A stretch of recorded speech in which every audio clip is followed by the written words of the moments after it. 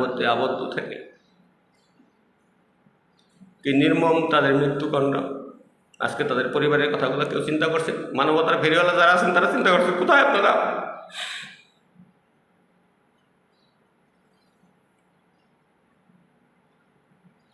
ধিক্কার আপনাদের।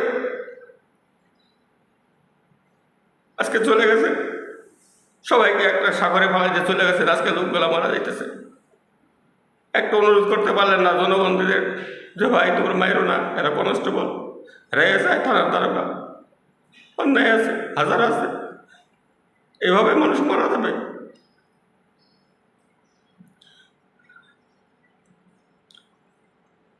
বাংলাদেশের পুলিশ কি কোনো ভালো কাজ করে নাই? শুধু আপনাদের জন্য এই মানবতার ফেরিওয়ালা নানান কথা, কি বিশেষণ, আপনারা আইজিপি হবেন, কমিশনার হবেন, ডিআইজি হবেন, রেঞ্জ চালাবেন, বিদেশে বাড়ি করবেন, দেশের হোটেল সংবাদ করবেন। আপনাদের এই লোভের কারণে আজকে প্রতিটা থানা বাড়িতে আক্রমণ। কে দোষ ছিল তাদেরকে কানাডা বাড়ি আছে, বাড়ি করে দিচ্ছেন, কোথাও ঘুমানোর ব্যবস্থা করে দিচ্ছেন, তো ঘুমানোর ব্যবস্থা। রেশনের চালটাকে মনে খবর নেন, এই বেতনে সংসার চলে কিনা খবর নিচ্ছেন কোন দিন? বলছেন কোন দিন সরকারকে যে আমাদের বেতনটা বৃদ্ধি করেন? এই বাজারের সংসারে একজন কনস্টেবল, একজন ছোট অফিসারের সংসার চল না বলছেন? আপনারা আছেন 3 স্টার, 5 স্টার, 4 স্টার নিয়ে।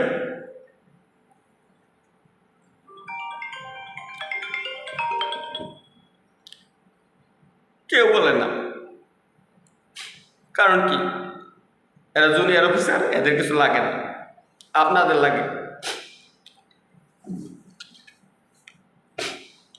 আপনাদের লাগে, আপনাদের পেট আর ভরে না, আপনাদের পেট আর ভরা গেল না। এই দেশের সম্পদ সব দিয়েও আপনাদের পেট ভরবে না। আপনাদের পথ ঘাড়ের উপর দিয়ে আপনাদের গিপসের অভাব থাকে না, কিন্তু আপনাদের তারপর আপনাদের ঘাড়ের উপর আর জায়গা থাকে না, তারপর আপনাদের পথ লাগে।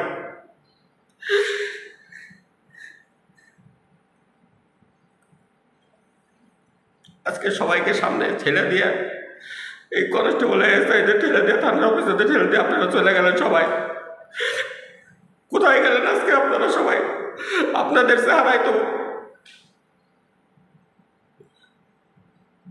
দেশ কাঁপছে, আপনাদের চেহারায় কি অভাব, কি আপনাদের ক্ষমতা, কই আপনাদের সেই ক্ষমতা? কেন দাঁড়াইতে পারলেন না একজন পুলিশ কনস্টেবল একটা থানার উদ্ধার করতে? একটা কনস্টেবলের জীবন বাঁচাতে পারেন না আপনারা? আপনাদের সিদ্ধান্ত, আপনাদের এই লোভের কারণে আজকে এতগুলো মানুষের বলিদান হইল। একদিন বিচার হবে আপনাদের, একদিন বিচার হবে। এই বাংলার মানুষ আপনাদের বিচার করবে।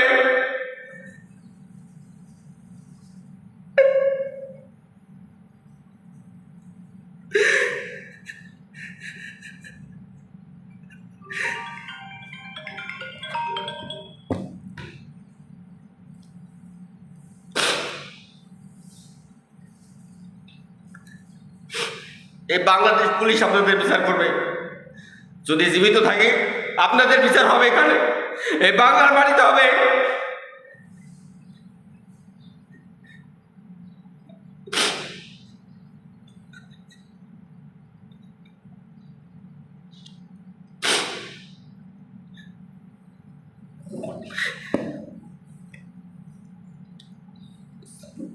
দেশবাসীর কাছে করজোরে ক্ষমা চাই, আর মারবেন না। এই স্বাধীনতার ভাগিদার আমরাও বৈষম্যহীন সমাজ চাই। একজন কনস্টেবলে ভর্তি হয় কি তার ফ্যামিলি আপনার একটু বলে তো আপনি কাঁপে নাই যে তার কি ক্ষমতা, তাকে কেন আপনি মারি? আমাদের মারতেন আপনারা,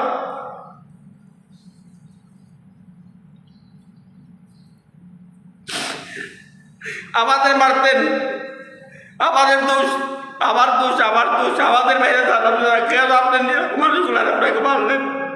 কেন আপনারা প্রতিরোধ করতে পারলেন না? কেন দাঁড়াইতে পারলেন না? আপনারা শিক্ষিত মানুষ, ইউনিভার্সিটিতে পড়েন, কেন থানা আক্রান্ত হইলো? কেন নিরীহ মানুষকে বলতে পারলেন না যে ভাই এদের মাইরো না?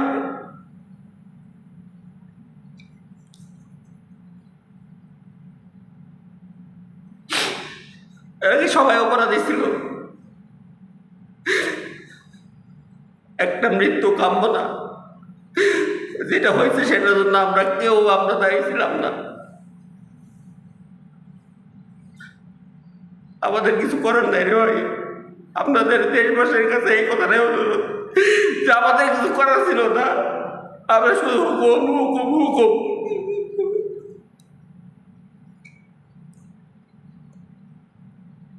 বাংলাদেশ পুলিশের কিছু নাই, আপনারা কি পুলিশ আইছেন না? আমি সবাইকে বলি, কেন আসেন এই চাকরিটার মধ্যে? কি আছে এই চাকরিতে? কেন আসেন?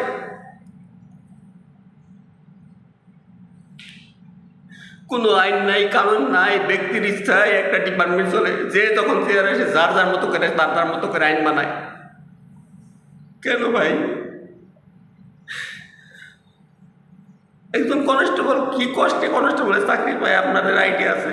আপনারা শিক্ষিত হবে, এই জনসাধারণ আজকে যারা আছেন,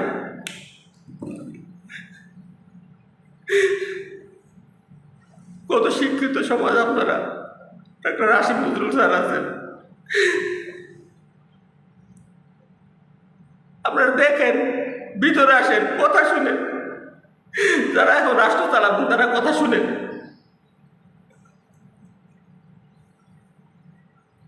একটা প্রমোশন হবে একজন কনস্টেবল থেকে এসআই, আপনি জানেন কি কষ্টে তাদের প্রমোশনটা হয়?